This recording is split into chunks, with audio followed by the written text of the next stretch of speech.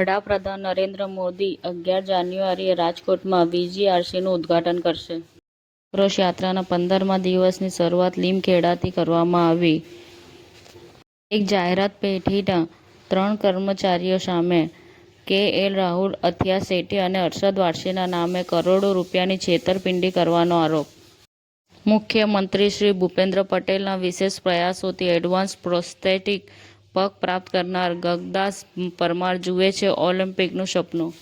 મુખ્યમંત્રી શ્રી ભૂપેન્દ્ર પટેલના હસ્તે ₹166.26 કરોડના વિકાસ પ્રકલ્પોનું લોકાર્પણ અને ખાતમુહૂર્ત કરશે.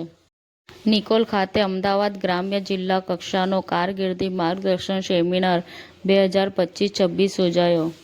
સંખેડાના બિલિયા ગામની સીમમાં કારમાં કટિંગ થઈ રહેલો વિદેશી દારૂ ઝડપાયો. ગાંધીનગર સિવિલ હોસ્પિટલ ખાતે ટાઇફોઇડ વિસ્ફોટના કારણે હોસ્પિટલમાં દાખલ થયેલા દર્દીઓની આમ આદમી પાર્ટીની ટીમ દ્વારા મુલાકાત લેવામાં આવી. આંધ્રપ્રદેશમાં ONGC પાઇપલાઇન લીકેજ, આસપાસના ગામોમાં ભારે આગ, લોકોને ખાલી કરવામાં આવ્યા. ઉમર ખાલિદ અને શરજીલ ઇમામને ઝટકો, સુપ્રીમ કોર્ટે જામીન અરજીઓ ફગાવી, 5 અન્ય આરોપીઓને જામીન મંજૂર કર્યા. અમદાવાદના પ્રભારી તેમજ ઉર્જા મંત્રી શ્રી ઋષિકેશભાઈ પટેલના અધ્યક્ષસ્થાને અમદાવાદ મ્યુનિસિપલ કોર્પોરેશનની સંકલન સમિતિની બેઠક યોજાઈ. સમાચાર ટુડે ન્યૂઝ ચેનલની ટીમ અને જે સત્ય છે તે જ બતાવશે. આપ જોતા રહો સમાચાર ટુડે ન્યૂઝ ચેનલ. ગુજરાતની ધરતીનું ગુજરાતીઓ માટે જ, એટલે કે સમાચાર ટુડે ન્યૂઝ.